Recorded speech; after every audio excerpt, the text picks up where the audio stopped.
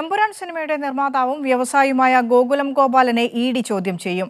ഗോകുലം സ്ഥാപനങ്ങളിൽ നടത്തിയ റെയ്ഡിൽ ലഭിച്ച വിവരങ്ങൾ പരിശോധിച്ചാകും തുടർ നടപടി. സാമ്പത്തിക ഇടപാടുകളിൽ ഗോകുലം ഗോപാലനെ ചെന്നൈയിലേക്ക് വിളിച്ചുവരുത്തി ഇഡി ഇന്നലെ പ്രാഥമിക മൊഴി രേഖപ്പെടുത്തിയിരുന്നു. വെള്ളിയാഴ്ച ഗോകുലം സ്ഥാപനങ്ങളിൽ നടത്തിയ റെയ്ഡിൽ ലഭിച്ച വിവരങ്ങൾ പരിശോധിക്കുകയാണ് ഇഡി.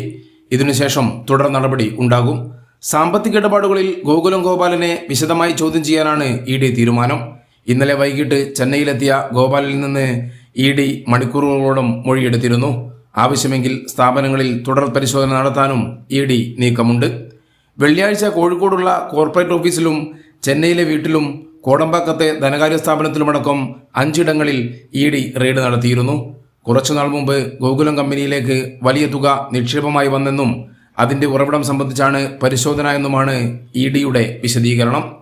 1000 കോടിയുടെ വിദേശ വിനിമയ ചട്ടലംഘനം നടത്തിയതായി ഇഡി ആരോപിക്കുന്നു. ഗുജറാത്ത് വംശഹത്യ വീണ്ടും സജീവ ചർച്ചയാക്കിയ മോഹൻലാൽ പൃഥ്വിരാജ് ചിത്രം എമ്പുരാൻ നിർമ്മിച്ചതിൽ മുഖ്യ പങ്കാളിയാണ് ഗോകുലം ഗ്രൂപ്പ്. ഇതാണ് പെട്ടെന്നുള്ള റെയ്ഡിന് കാരണമായതെന്നാണ് ഉയരുന്ന വിമർശനം. കേന്ദ്ര സർക്കാരിന്റെ പകപോക്കൽ രാഷ്ട്രീയത്തിനെതിരെ വലിയ വിമർശനം ഉയരുന്നുണ്ട്. കൈരളി ന്യൂസ്, കോഴിക്കോട്.